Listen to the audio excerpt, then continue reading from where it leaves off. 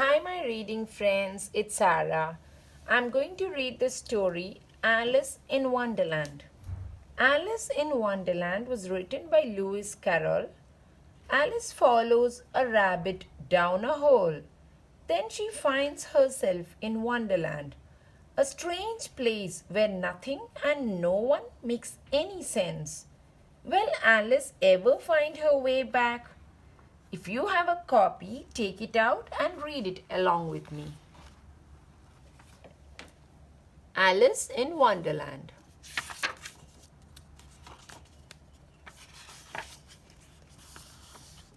One hot summer day, Alice was lying down by the river with her sister. She felt very bored and sleepy. See, you can see how Alice is lying down and her sister is reading a book. Suddenly, a white rabbit ran past her. Alice was amazed to see that the white rabbit was holding a watch. He looked at it and said, "Oh no, I'm late." Alice followed him as he ran off. He popped down a rabbit hole and Alice went right down after him. Alice fell down, down, down the rabbit hole.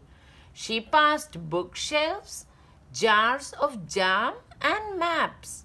"I wonder how many miles I have fallen," Alice asked aloud. "I wish my cat Dina were here with me." Thump! Alice landed on a pile of leaves. She saw the white rabbit running down a long hall, and she chased after him. But he turned a corner and disappeared. There were doors all around the hall. Each of them was locked. Alice noticed that one door was the size of a rat hole. Then she saw a tiny golden key on a glass table. So here you can see a table and there is a tiny golden key on it. She took the key, knelt down and unlocked the tiny door. Through the doorway she could see a beautiful garden. "Oh, I wish I could go in," said Alice. But of course she was much too big. So she locked the door and stood up. When Alice put the key back on the table, she noticed a bottle. It had not been there before. The label read, "Drink me." "What if it is poison?" she asked wisely. But the label did not say poison, so she tasted it. "Cherry pie and roast turkey," said Alice. Then she drank it all up. Suddenly Alice began to shrink. Soon she was just the right size to go through the tiny door and into the garden. But the door was locked and Alice was too small to reach the key up on the table. Poor Alice cried and cried. As Alice wiped her tears, she noticed a tiny piece of cake.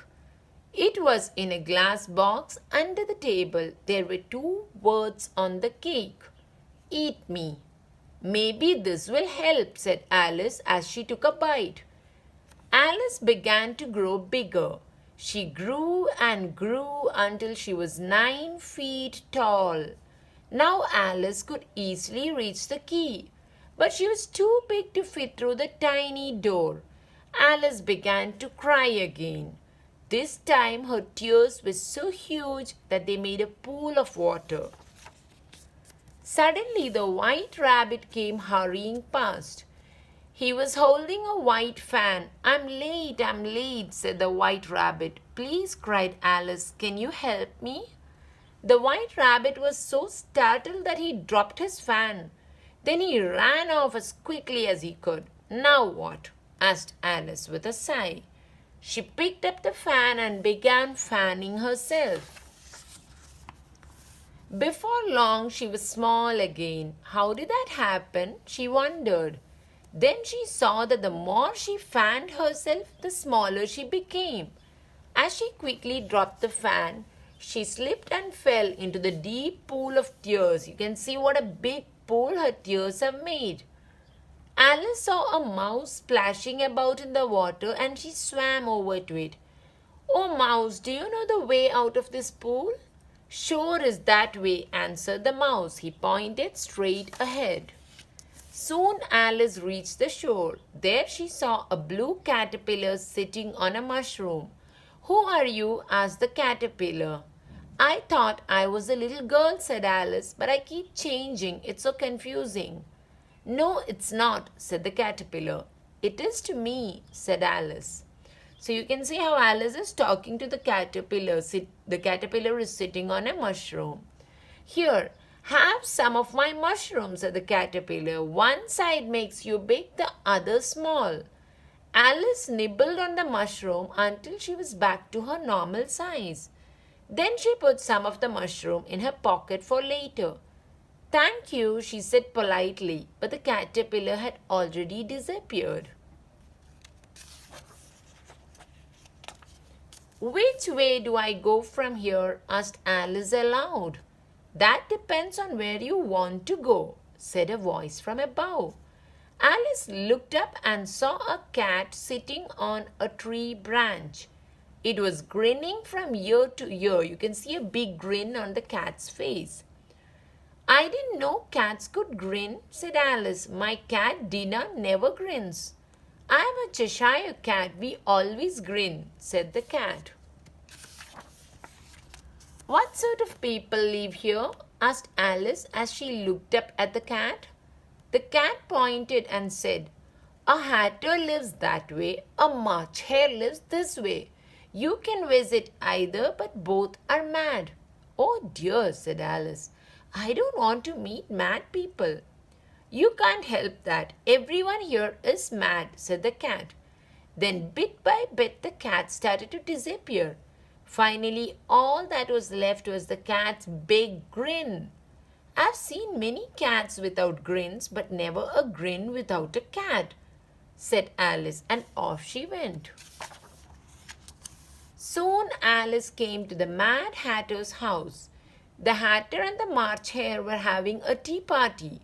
There was a dormouse who was fast asleep. They were all crowded into one corner of a long table. Alice went to sit down. No room, they said to Alice. Nonsense, said Alice, taking a seat. There is plenty of room.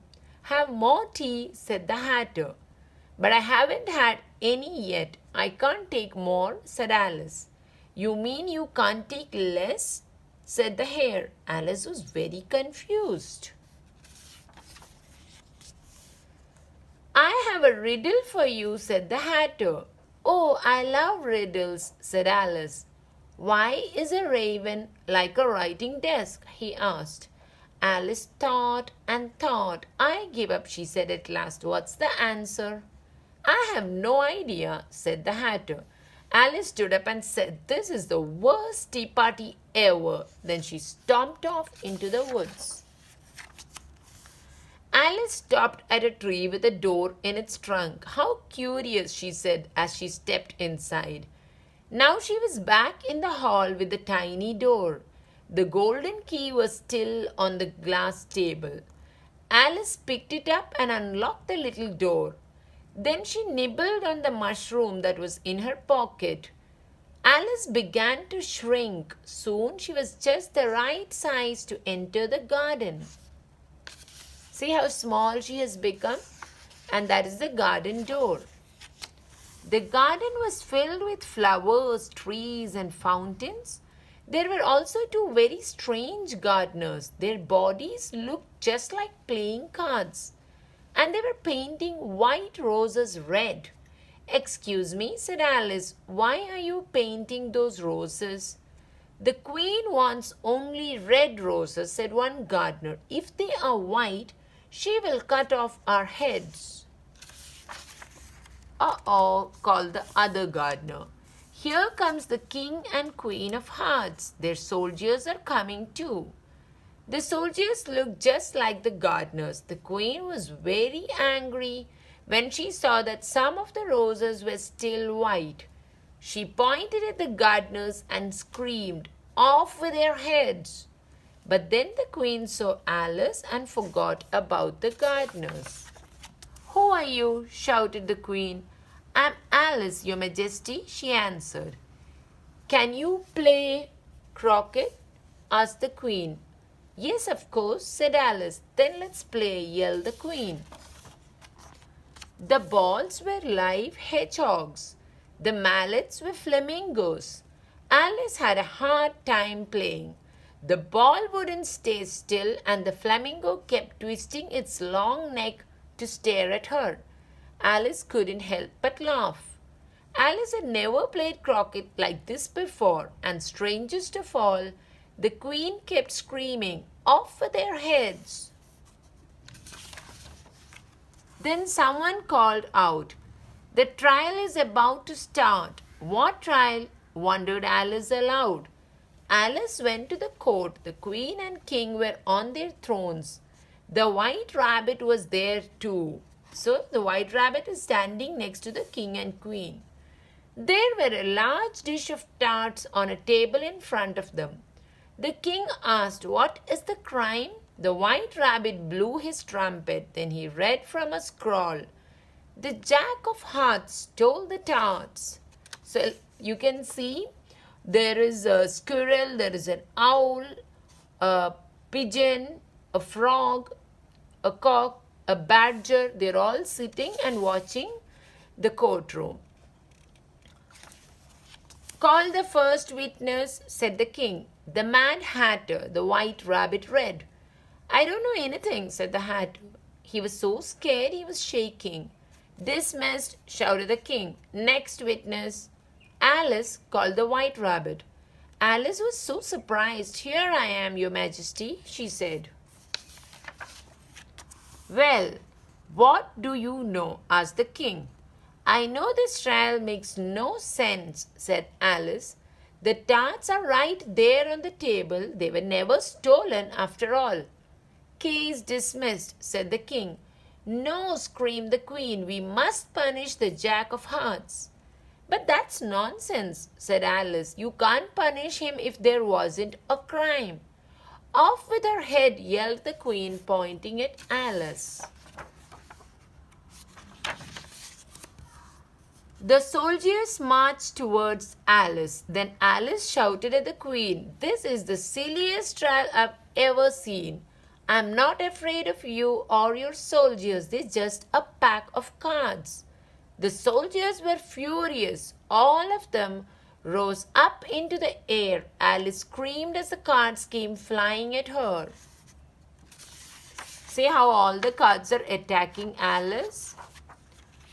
Alice waved her arms to push the cards away and found herself on a river bank. Her sister gently brushed away some dead leaves that had fallen on Alice's face.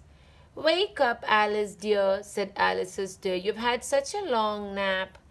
Alice rubbed her eyes and said, "Oh, what a strange dream I had." Alice told her sister all about her adventures.